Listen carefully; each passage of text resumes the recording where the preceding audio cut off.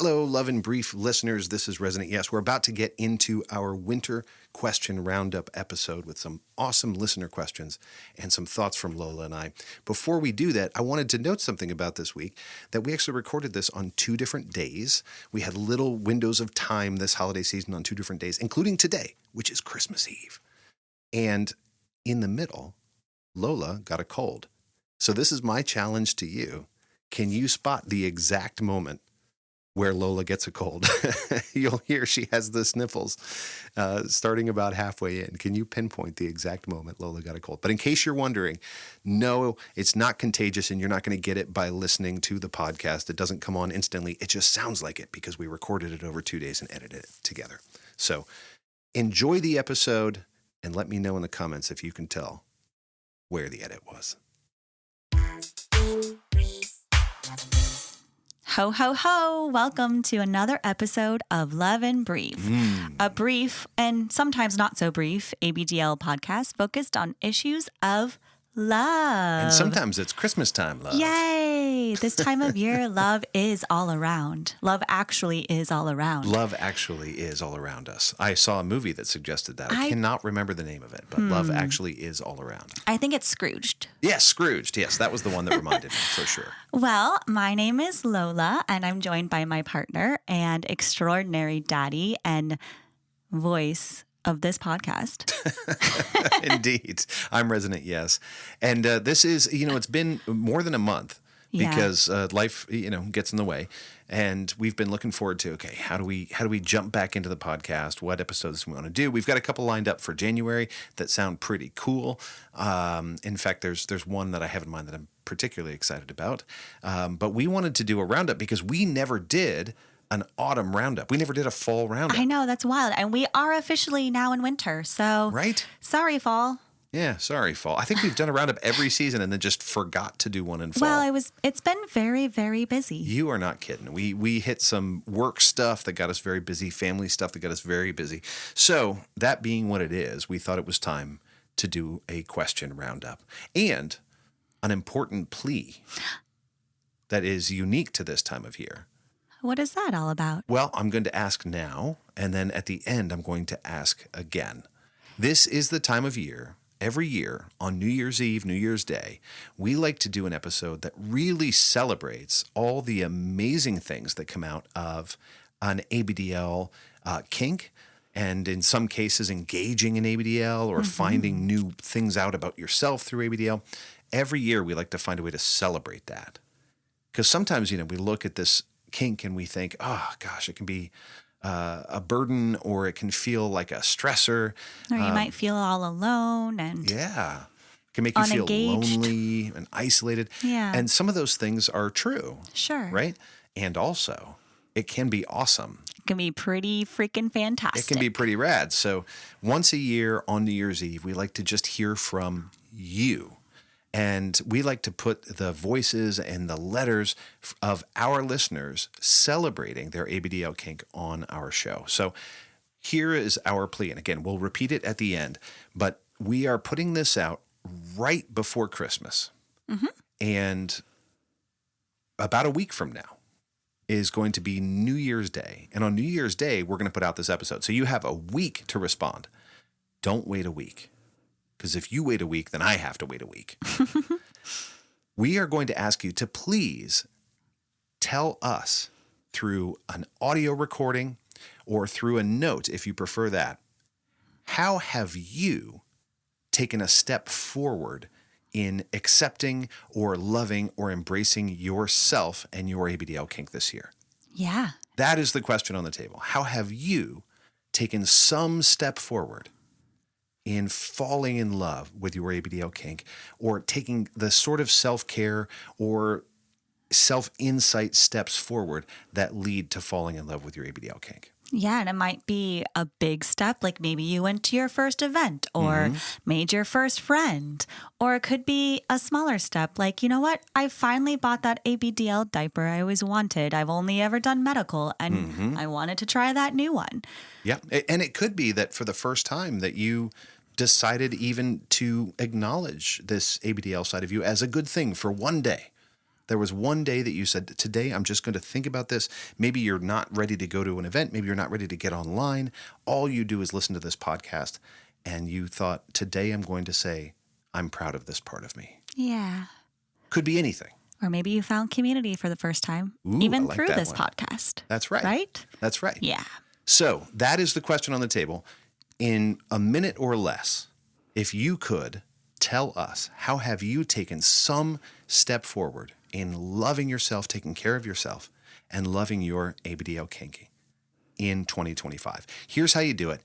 The way that most people choose to do it is they send me a voice note either on Instagram or via email. They just record a quick thing on their phone and send it to loveandbrief@gmail.com. That's how most people do it.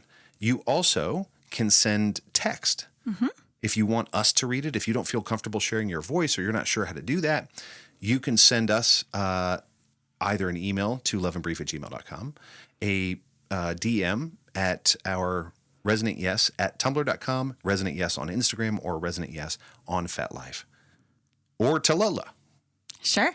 I actually already have one sitting on my JFF page. Oh, do you really? I do. Nice. So Lola and then some. Yeah. You could reach out that way on Tumblr as well. I think people like this time of year, and this person was like, "Are you going to do the thing? I have something I want to share," and it actually goes right along with this. They were being topic, super proactive. so that's about amazing. It. Yeah, that's great. Mm-hmm. So that's what we're asking. Please don't wait. Don't put it off. It is so helpful to us. We love to share a really wide variety of your perspectives, your voices, your words. So please don't wait. Send us either an email to loveandbrief@gmail.com or meet us on Tumblr at Resonant Yes or Lola and then some with a 0 as the last O. On Tumblr. On Tumblr. Yeah. Or on FetLife at Resonant Yes or Lola and then some. Yeah. Or how do I run it? Instagram.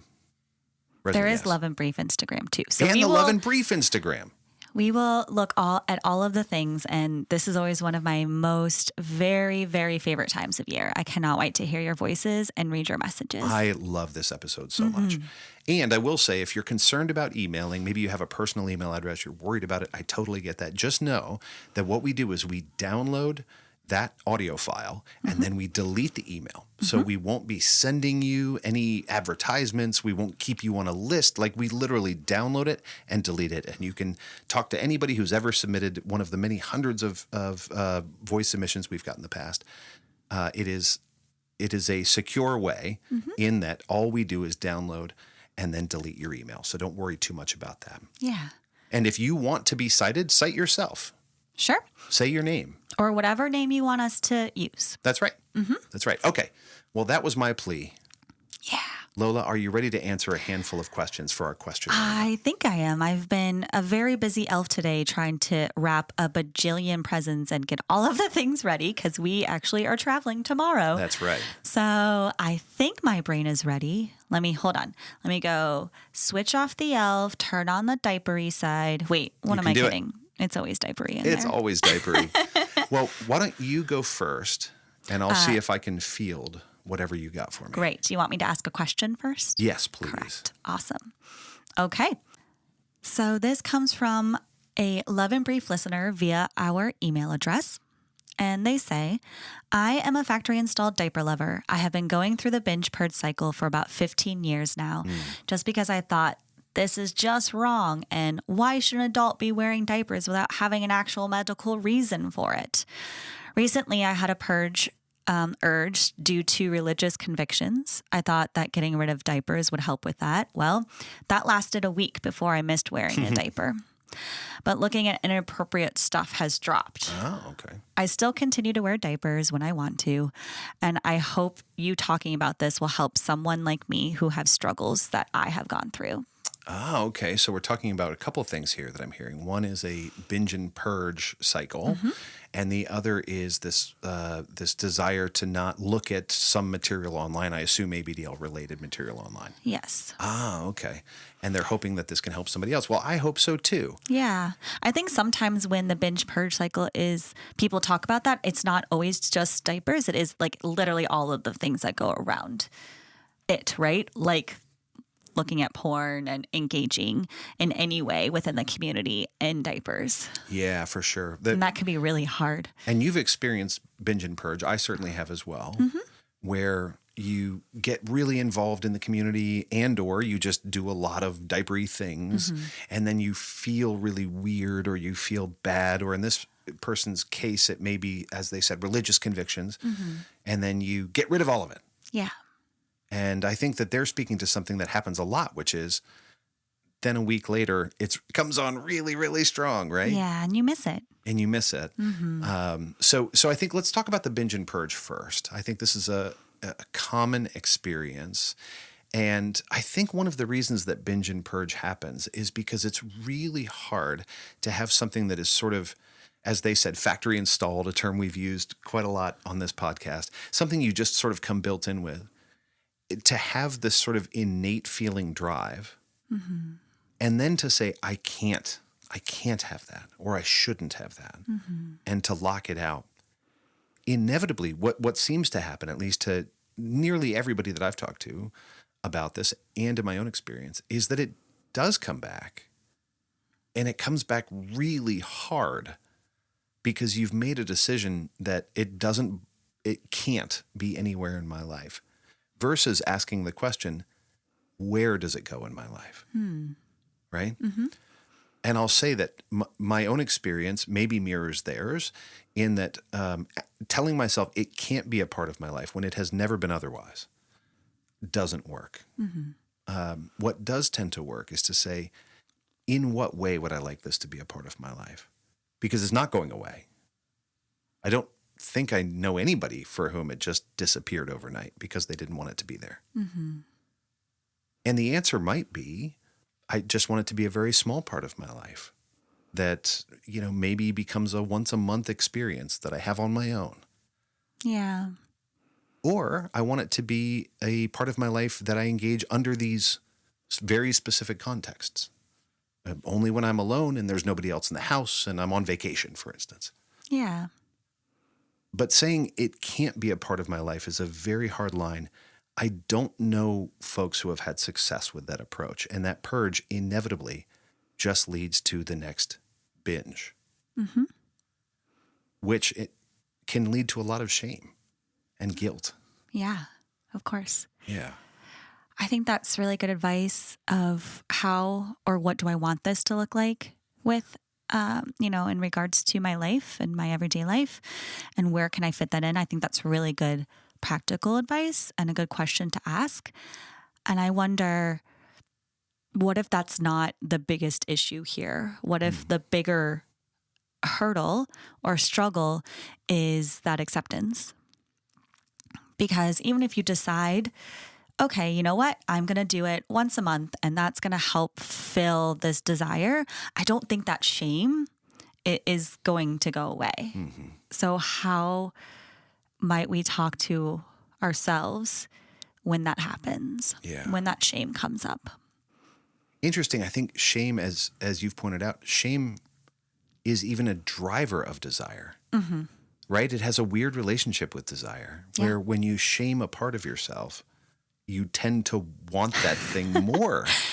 Yeah. You hate it, but you want it, Yeah. I mean, it's sort of like the candy and the kid. It's like they really, really want that lollipop. And because you said no, they have a freak out about it and you give it to them. They're like, I don't really want it anyways.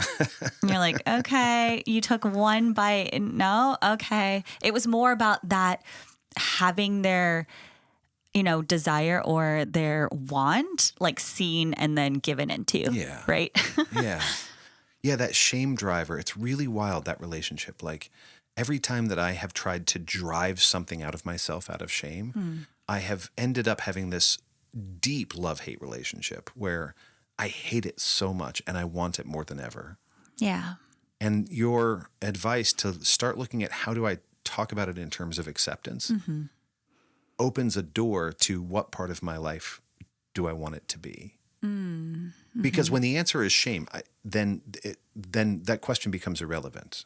Like, what part of my life do I want it to be when I hate it and it's the worst part of me? Yeah. The answer is always, I want it out. I want it gone. And it's not going to. So from that place, you end up still not in any sense of control. Yeah. But I accept that this is part of me. What part would I like it to play? Now you've actually built some autonomy, some volition into the conversation, I think. Yeah. And it's almost like, desire is this deep thing. Kink is this deep, almost primal thing, right? Especially when people say they are factory installed. But I wonder, if we can take that sort of gut feeling and also now focus on like a heart feeling. I wonder if that's a way to help reconcile the shame. Like when I do wear diapers, obviously it feels great and I'm getting this thing that I've always, had a desire for, whether it's sexual or not. In most cases it is in our community, drives some sort of like bodily sexual desire. But maybe try to focus next time you do find yourself in a place where you're wearing a diaper and open to that, to see and try to feel into how your heart feels about it and what that says about you and who you are in that more vulnerable space. That's really good advice, that you're looking beyond just the driver and into the motivation. Right. And boy, does that create a place of compassion too. Right. Exactly. Yeah. On the second topic, it helped me to not look at material online or whatever. Again, I'm assuming that that's diaper related, what they called inappropriate stuff. Yeah. That makes total sense when we have this discussion about shame. If you can, so I don't personally have a problem with internet porn. I think it's magnificent. I'm a big fan. But is there a case to be made that for some people it can become addictive or too much of a part of their life in a way that they don't want? Sure, absolutely. That's true of almost anything that gives you pleasure. So yeah, if you're telling me that you actually have less of an interest in inappropriate, in your words, inappropriate stuff, it would make sense to me that accepting that this is part of you would lower that sort of general neurosis that we have about things that we feel shame over. And that would lower the drive, and you would begin to feel, again, that sense of volition and making choices, not just being pulled along by the feeling. Yeah. I know this person spoke about, religious convictions too. And I do just want to point out that we did an episode not too long ago, episode 130, about faith and ABDL. Yeah. And we dove really deeply into how a couple of friends of ours who are quite religious or of faith, and how they've been able to reconcile that part of themselves with their kink part. Yeah. Yeah. That's a good call out. Okay, can I throw one at you? Eek! Yes. All right.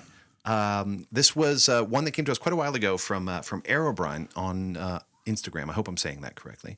But the question is, how do you make ABDL friends online? I'm very lonely, feeling the friends who know about my ABDL are my vanilla friends, and I want some ABDL friends to talk about ABDL with. How do you make ABDL friends online? We've certainly talked this before, but I think you are awful good at it. Oh, dear. Really? I do. Okay. I don't know. I'm worried that I have no good advice here that hasn't already been said. But I do get this question a lot. I think we all get this question a lot. Those of us that have quite healthy online friendships and interactions. How do you make ABDL friends online? Well, I think the first thing is going into whatever space you decide feels good to you. Like for me, Tumblr it always has felt easy and doable for me. I am now more active on FetLife too, but the first couple of years on FetLife, I found it to be really cumbersome. So I think, first of all, finding the space that feels most like you. So I think we kind of go into these spaces almost feeling like this imposter syndrome anyways. So maybe finding a place where you already feel good about navigating online is a good place to start. So that might be Instagram or Tumblr or whatever it is. Could be Reddit. Could be Reddit. FetLife, Yeah. I know a lot of people have met really great friends on Reddit. So that's my first thing is like, are you a person that likes to see pictures and make art and talk about it in that way? Then maybe Tumblr is great. Are you a person that really wants to get into deep conversations and have discussions and forums about things? Go to Reddit. Are you a person that is really driven by just super awesome porn? go to FetLife. That's True. my first advice. And then once you find a place where you feel like you can really be yourself, and you feel comfortable and safe, then be yourself. Mm-hmm. Don't be your diaper self. Be yourself first. Mm-hmm. Because whatever space you're in, an online community you find, we're all there because of diapers. So we know we have that in common. I would say don't come right out of the gate with that. Making friends, just as anywhere in life, you have to have some sort of common values or grounding or background or things that you really like, that you are really passionate about. That's how you make friends, right? And you find connection through things that, people who like things that you like. And I find that this diaper community is super vast and can be really hard to narrow down. So go in there with something more specific, like, hey, I really love making miniatures or whatever it is, and start talking about that.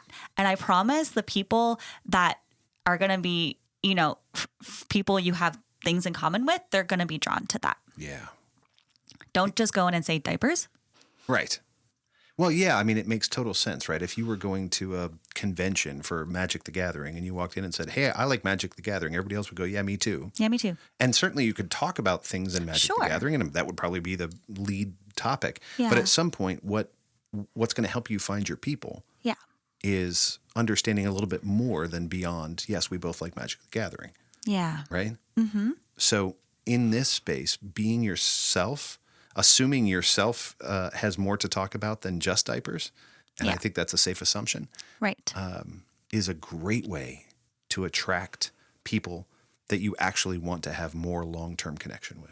Exactly. Yeah. Because it's not just about diapers. If it's just about diapers, you both are going to get bored, and it's not going to be a huge, connection, I don't think. Yeah. The other thing is, be ready and willing to not be friends with everybody, because you're going to find a bunch of people, just like any social gathering, any gathering space, you're going to find a bunch of people that for whatever reason don't connect with you. Yeah. Or you don't connect with them, or you don't have a whole lot in common. And that's okay. Yeah. You're going to find your people if you just keep putting who you are out there. Yeah. With genuine interest. Yeah. And I think my other best piece of advice here is to be open and be vulnerable. When I first got on Tumblr, I showed a lot of myself. I shouldn't say I don't show my face. I never have. I didn't always show all of my body as I do now. But I showed who I really was, and I showed things that brought me joy.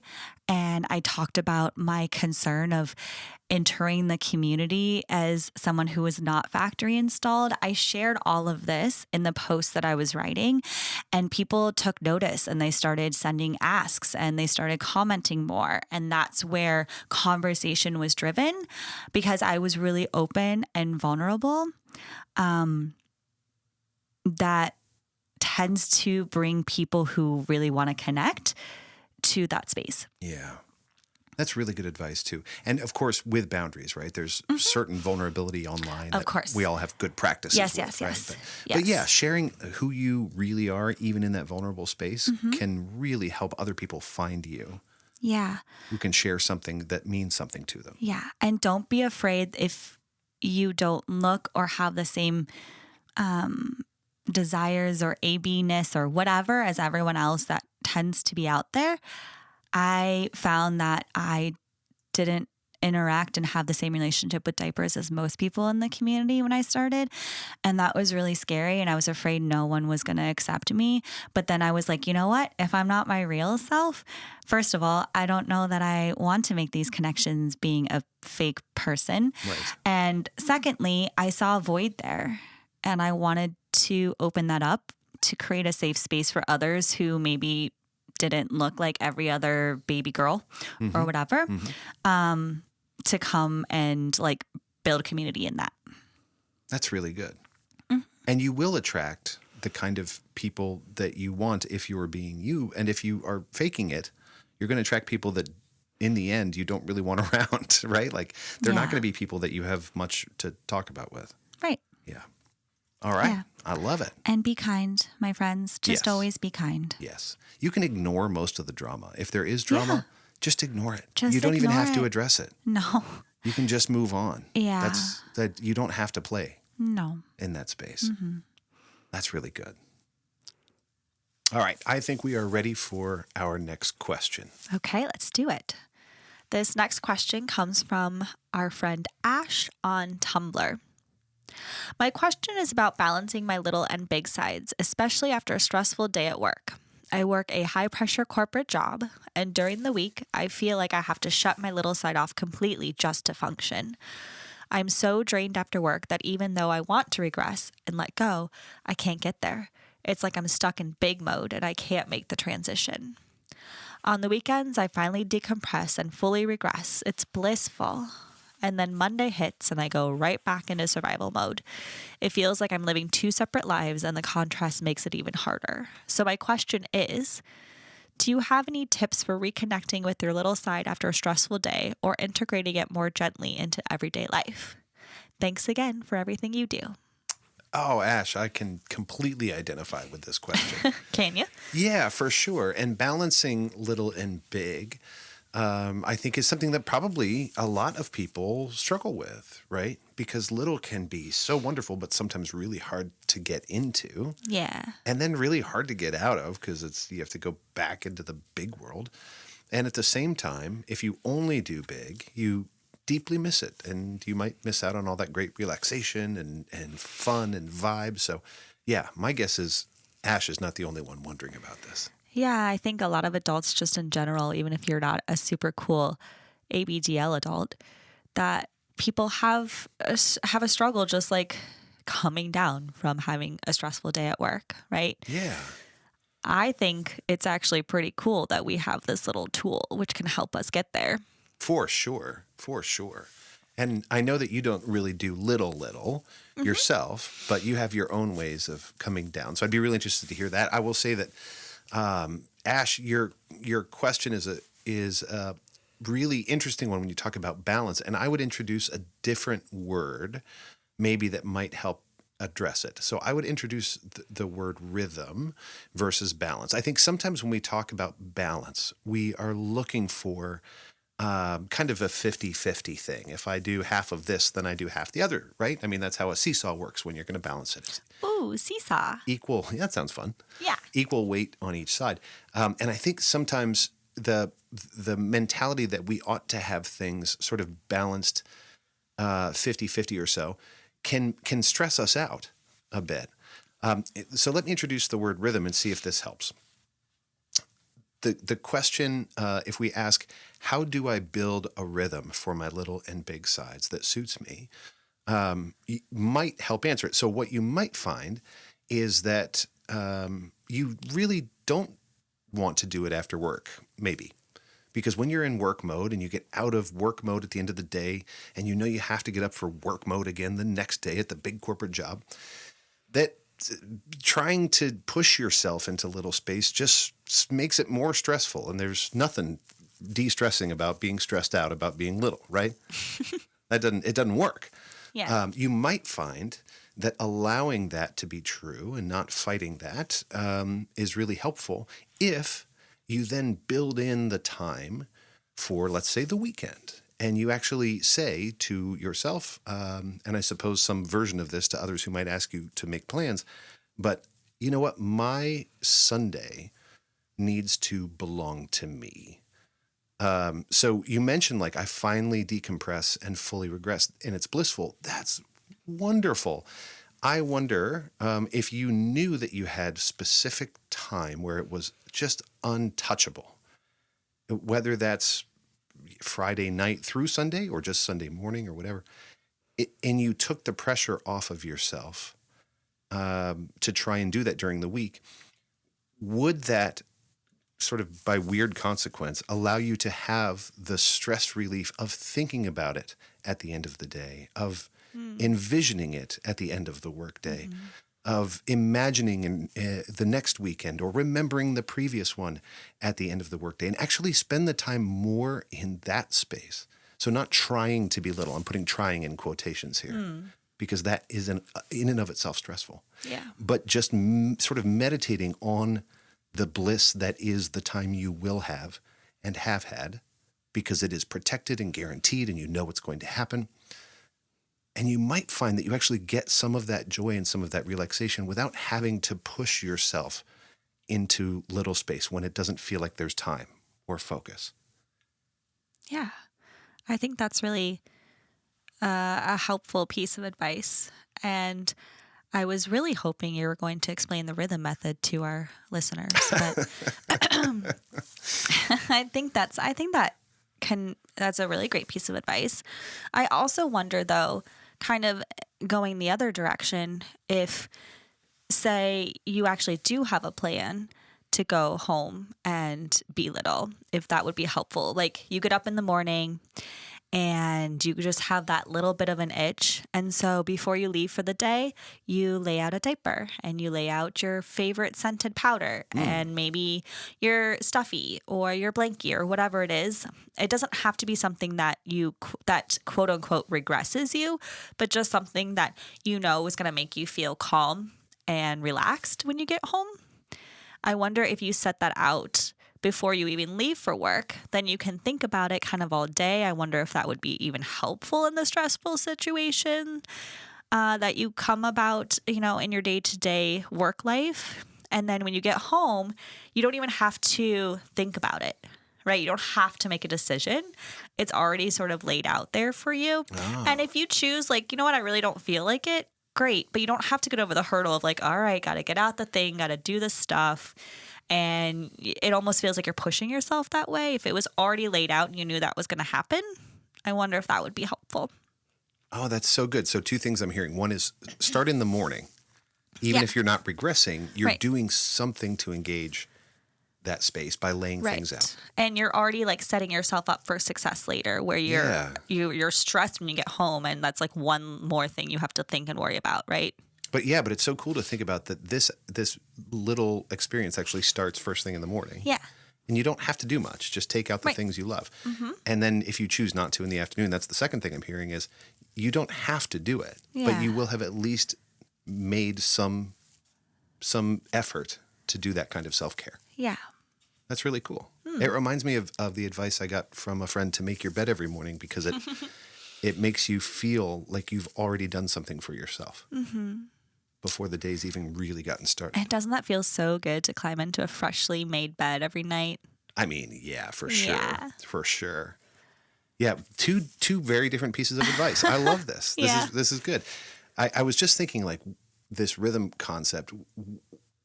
What am I getting at? It reminded me of what I do with gift cards. Whenever I get a gift card, I stick it up in the visor, like, of my car. I have one there right now that I got from work. And then I don't use it for a long time because it's not the moment, right? Like, if you get a gift card to skydiving, you're probably going to wait till the summer. You know what I mean?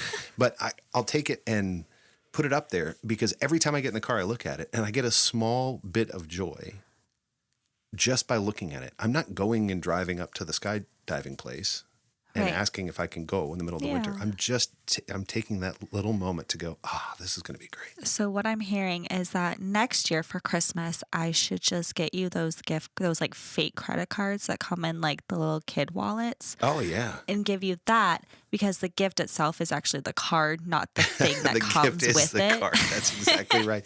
No, I really do. By the time I actually spend the card, like when the moment is appropriate to actually use whatever gift card it is, I have already gotten so much joy out of that gift card. Like, I've gotten how many times worth of looking at it and going, oh, that's going to be awesome. Okay. So 2 very different pieces of advice there, I think.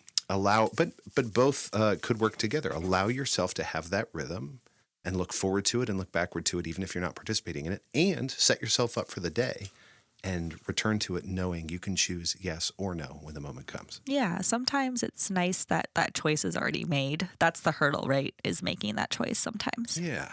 Yeah. That's really good. Mm-hmm. Okay, here's a question I'm going to throw your way. Okay. So I love it when people ask us to solve their disputes for them. Oh, no. Yeah. What are we getting it's into like the here? Judge John Hodgman show. I love when people do this.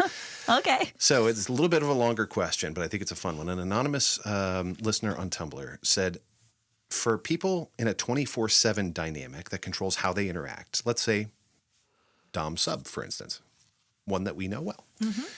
It goes without saying you're keeping the sexual aspects behind closed doors, but it can be hard to hide that dynamic from others you share a roof with. Of course, this goes for being poly. If you're really expanding and building a relationship with other couples, it can be hard to hide, let's say, from your kids.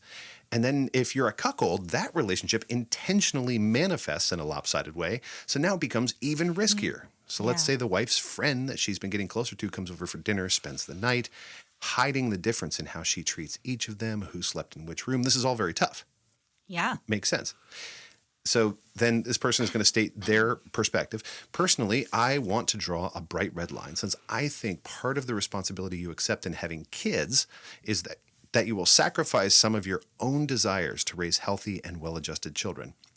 And in my book, this would violate that, including undermining parental authority. But I admit I only know so much, so I'm asking for your opinion and for opinions of others. Right? So they're asking us to help sort of mediate this dispute and share thoughts about, I think, specifically parenting, but also just how do you manage hiding this from others? Yeah. So I'm gonna introduce it to you because we do this every day. We hide ourselves every day. Well, yeah. I mean, we have a 24/7 dynamic, and we also have a child living in the house. Yeah.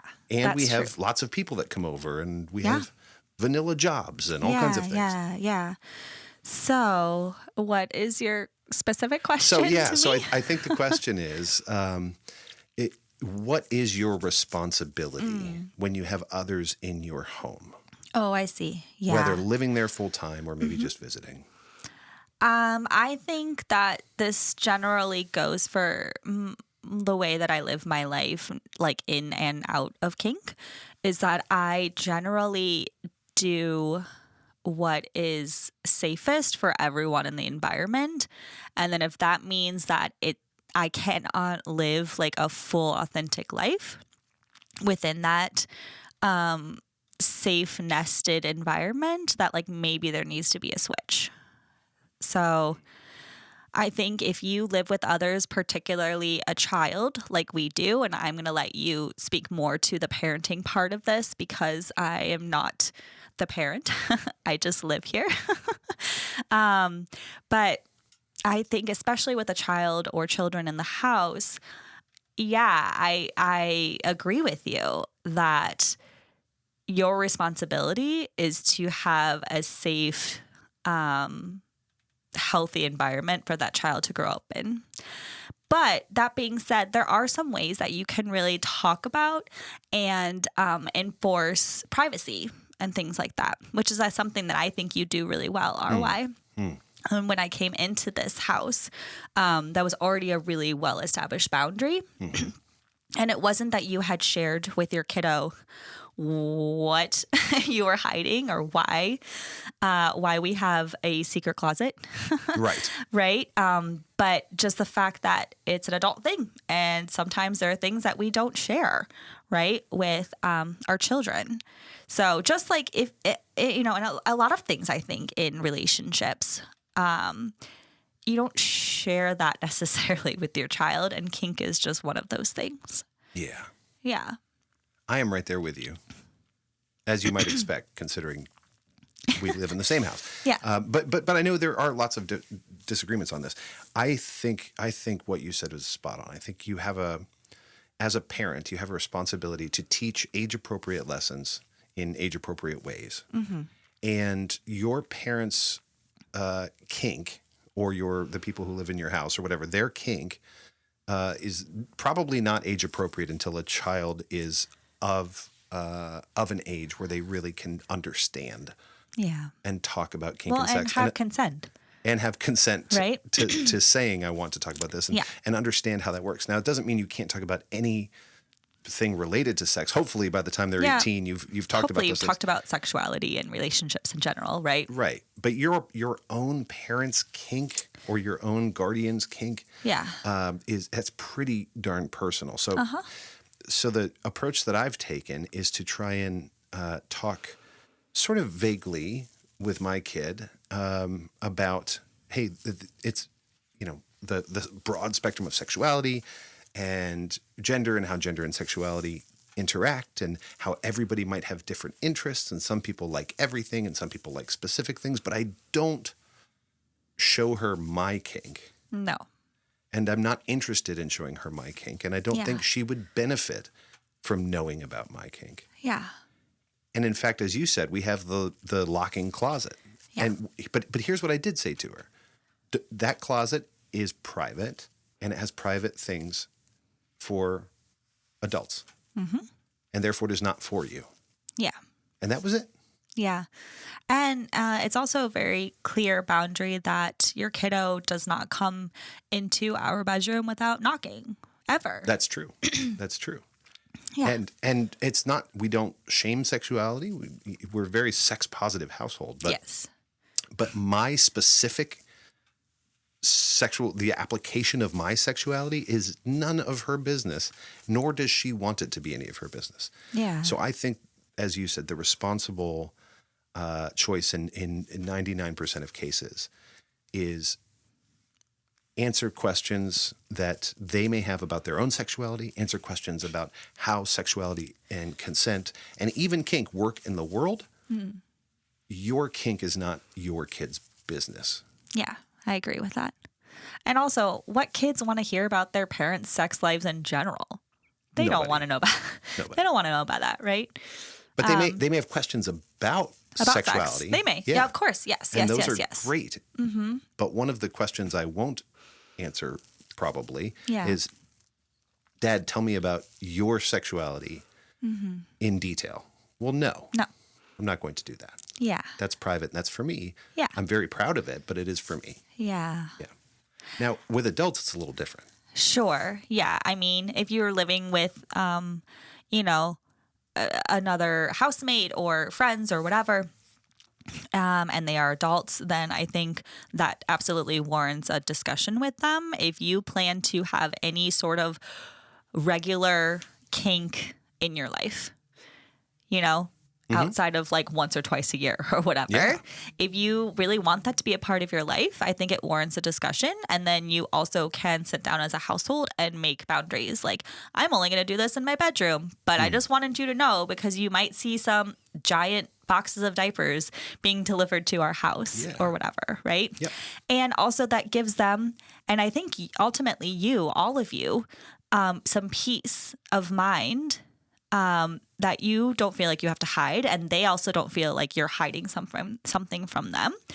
And if they absolutely are not okay with that, then that's another discussion. Okay, I'm glad that you told me, I'm glad I shared this because I didn't want to hide anything from you. And I'll, try my best to never have this come up like when you're around. And respect that, that boundary of theirs.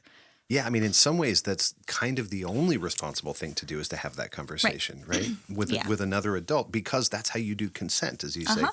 If part of my sex life, kinky or otherwise, is going to be exposed to you, I need your consent for that. Yeah. Right? So if you're signing on a new roommate and you plan on being naked in the living room a lot, right, that's something you need to tell the roommate before they come. Exactly. If you plan on having a bunch of diapers delivered, but they're delivered in plain boxes, you don't have to come out and say, I'm having a bunch of diapers delivered. Right. But if they are going to be exposed to, let's say, not plain boxes or lots of fetish gear or whatever that gets delivered, the only responsible thing to do is to say, hey, part of my sexuality is going to show a bit here. There's no way around it. I just need to check in with you. Yeah. And if that's not okay, if I don't have that consent, then I need to find another way to do this. Right. I agree with that. Yeah. And then in terms of dynamic, I mean, we have a 24/7 DS dynamic that we have very subtle ways that, like, for example, I wear an everyday collar. and it's a necklace, and it is something that a couple people have asked me about. And I don't say, yeah, my daddy put it on me. Yeah. I say, oh, it's something that my partner bought me for my birthday. Yeah. Which is true. Which is true. Right? Yeah. So you can still have those little things, or maybe you have a chore or a task that you have to do every day. Those are still things that you can do, even, and they don't have to be something that's like out in the open, kinky or being talked about. And then when the bedroom door closes and you feel like you have your privacy, do all your kinky shit then. Yeah. Yeah. I'm with you. And I should note, like, every parent is used to the idea that parenting takes a lot of work. Yeah. Having a kink while you have a kid in the house takes a lot of work. And as a parent, you're already used to that. But like, I had to completely replace a 1920s lock on a door with another 1920s lock. And then do it for me when I moved And then in. I had to rebuild a lock so that she could have a closet to lock too. Yeah. That was like, it was a total MacGyver job. We have a lot of diapery, kinky shit, my We do. friends. So now we have two closets. But the point Yeah. is like, did I want to spend a giant chunk of my weekend rekeying locks? No. And rebuilding them? No. But that is part of the work. Do I want to have to worry about whether it's locked every time I leave? No. No. But that's part of the work. Yeah, for sure. Of being a parent or having a kid around. Yeah. Okay. I think I've got time and energy for one more of these. Okay. It's Christmas Eve, after all. It This is going to come is. out, I believe, on Christmas Day, if all Okay. goes well. Ho, so, ho, ho. So we have fun to get up to. But Yes. I think that I have Would you time like me for, to ask for you one more question? Yeah, maybe pick from one of these two. Okay. Let's see. I think this one is interesting and not one that we've really talked about, I believe. Okay, So let's do it. this comes from Barney518 on Tumblr. A lot of asks from Tumblr. I love it. Yeah. And this person asks, how do you think body image plays into participation in the ABDL community? How does body image play into participation? Ooh, if the question was just how does body image play into the ABDL community, I might have a different answer, but into participation. Well, I can say in my own experience, I have had tremendous hesitancies to try and do or play as certain roles because of my body and my body image. So for instance, in my early days of ABDL, because I happened to be a tall, large man, I thought I just need to only do the dom thing because my image was that's what I was born to do, even though I really wanted to switch. Is that because that's what you saw? Everyone who had your body type, that's what you saw them doing. Okay. For sure. I no longer believe this, by the way, and I'm very proudly switchy. But I was just curious as to why that was your perception. That's why I think. I think there are a number of cultural reasons that are broader than the ABDL community, but also within the ABDL community at the time, there was a lot of representation of that's what a dom is. Yeah. They were either a dominatrix in leather, looking super sexy and holding a whip, or a dom man in a tie and suit jacket looking and swole. a grizzly beard. Yeah, and like a cool beard. And those are all wonderful things. But also, we have long since opened up the gates. Yeah. And that body image had an effect on me. The other thing is playing little versus DL. I did the DL thing for years and years, and I loved it. And I still primarily identify in that space. But then I discovered the world of AB, and I really love it. And my body image held me back from that discovery for many years because I thought I am just too big to be little. Yeah. Which, again, I no longer believe. I wonder in going to events, especially like CapCon and stuff, when you see all sorts of people in their onesies and their cute stuff, was that helpful for you? Tremendously. Yeah. I mean, it sounds like a total cliche phrase, but representation actually matters in this in this case and many others, where once I could see it, that was a permission for me that this is an okay thing to do. I'm so glad that you brought that side out. Yeah, me too. And so, like, what's wild is, like, we are in a community of people who pretend that's what we do. We all pretend, Yeah. right? Like none of us are two. Yeah. We all play pretend. We all play pretend all the time. It's the fun. So why couldn't I pretend to be any of these other things? Like my actual physical body has very little to do with, right? We play pretend for funsies. But I get it.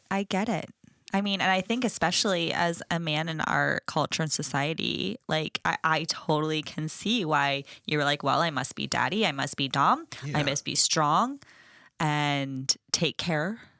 Yeah. Yeah. Yeah. And those messages, have you encountered those messages in your own experience, and has body image played a role for you in participation? Yeah, I'm trying to, I don't know. I think I don't know. As you were answering, I was trying to ascertain as to if I've ever had any like really strong feelings about body image in trying to come into the community. I think my hesitations was always more of like, am I going to be welcome here? Because this wasn't my factory installed kink, and something I found a lot later in life. And I didn't wear my first diaper until I was like late 20s or whatever.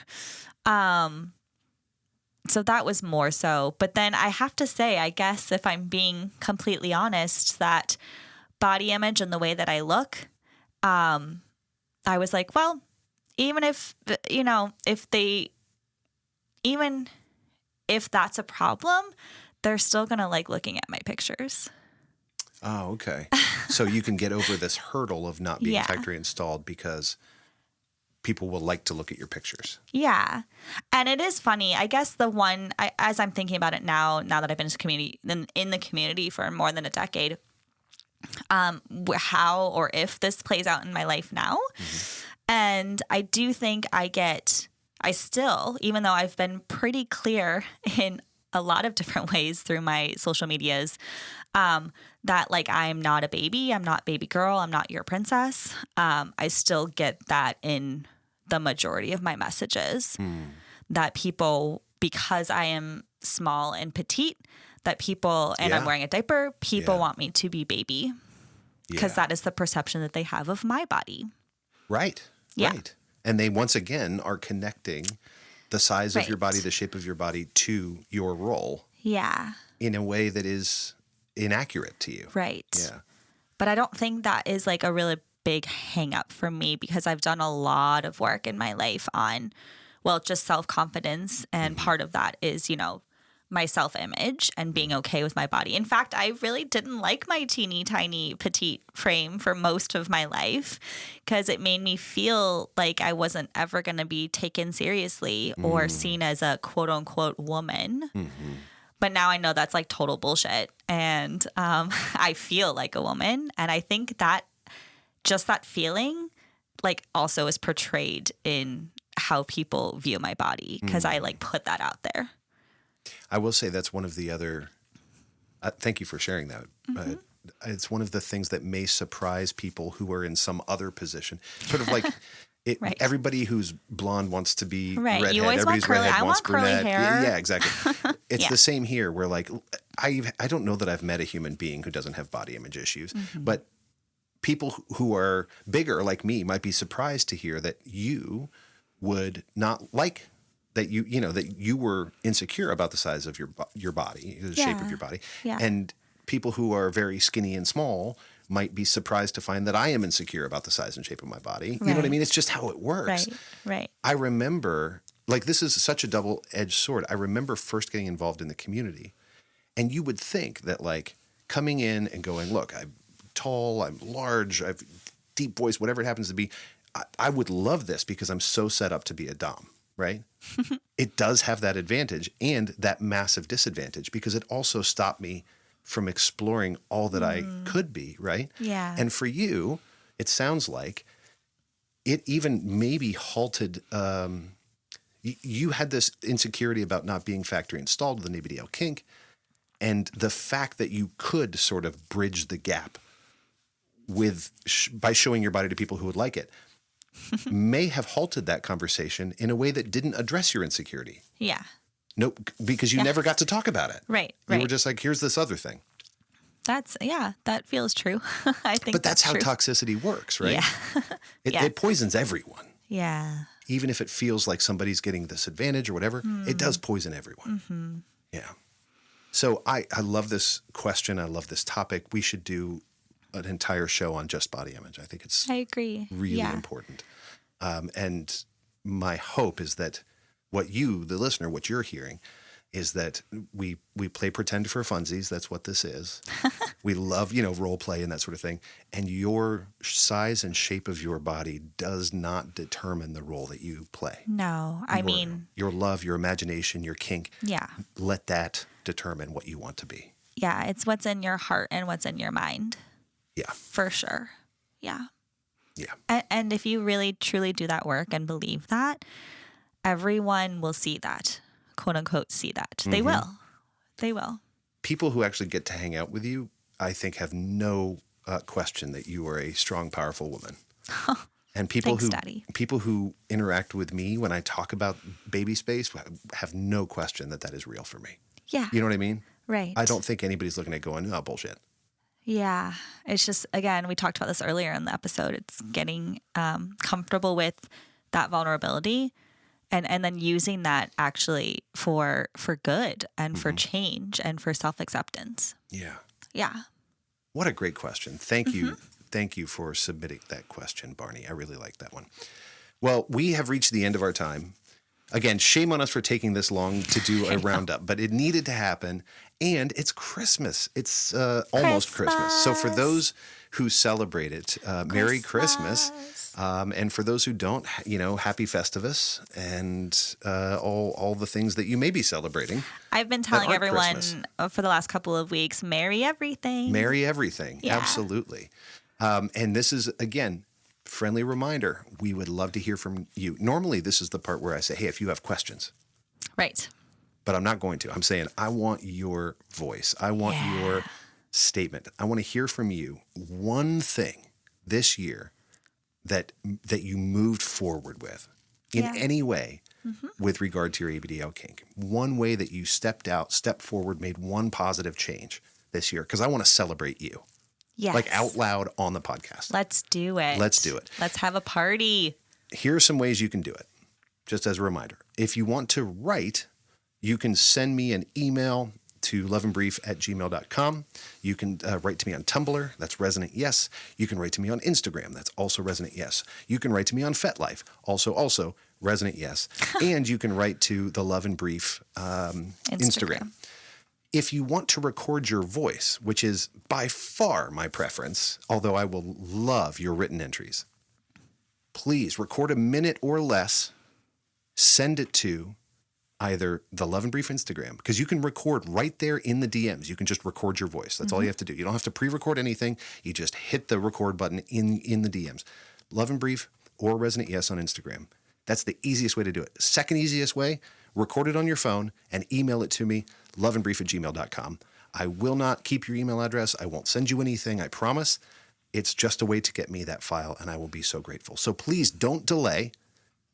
It's Christmas now. We're doing this on New Year's Day. Yeah. You have a week, my friends. You have a week, and I would love to hear from you. I cannot wait. This is always my favorite episode. Me too.